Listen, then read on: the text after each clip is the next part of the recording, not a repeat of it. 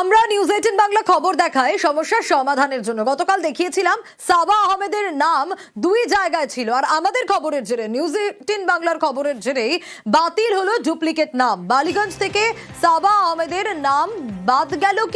কি নির্দেশ এসেছে কমিশনের তরফ থেকে, আরো বিস্তারিত এই বিষয়ে জানাতে পারবে সুদীপ্ত। তবে তার আগে আরো একবার জানাই, নিউজ 18 বাংলার খবরে বাতিল হলো ডুপ্লিকেট নাম। আমরা দেখেছিলাম বালিগঞ্জ এবং রাসবিহারী দুই জায়গাতেই সাবার নাম ছিল, এই সাবা আহমেদের নাম। কিন্তু কেন ছিল দুই জায়গায়, কি কারণে তিনি এসআইআর এর ফর্ম জমা দেওয়ার চেষ্টা করেছিলেন দুই জায়গাতেই একই দিনে, এবং সাবার ছেলের নাম ছিল কসবা, বালিগঞ্জ, রাসবিহারীতে। কসবা রাসবিহারী থেকে কি তাহলে ছেলের নাম বাদ গেল? কোথা থেকে ছেলের নামই বা বাদ গেল, বা সাবা আহমেদের নামই বাদ গেল? বিএলও কে কি নির্দেশ দিল নির্বাচন কমিশন, সে বিষয়ে আপডেট নেব। কি পদক্ষেপ করলো আমাদের খবরের জেরে, নিউজ 18 বাংলার খবরের জেরে কমিশনের পদক্ষেপ কি, সুদীপ্তর কাছ থেকে জানবো। সুদীপ্ত, আমরা খবর দেখাই সমস্যার সমাধানের জন্য গতকাল দেখিয়েছিলাম আমাদের খবরের জেরে কমিশনের পদক্ষেপ কি?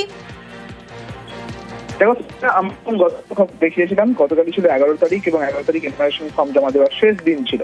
এরপর যেটা দেখা গেল যে নির্বাচন কমিশনের পক্ষ থেকে যে ব্যবস্থা নেওয়া হলো, যে বালিগঞ্জ বিধানসভায় সাবা আহমেদ এবং তার ছেলের এবং তার স্বামীর যে ফর্ম দেওয়া হয়েছিল, জমা দেওয়া হয়েছিল, তা কিন্তু বাতিল করার নির্দেশ দেওয়া হয়েছে নির্বাচন কমিশনের পক্ষ থেকে।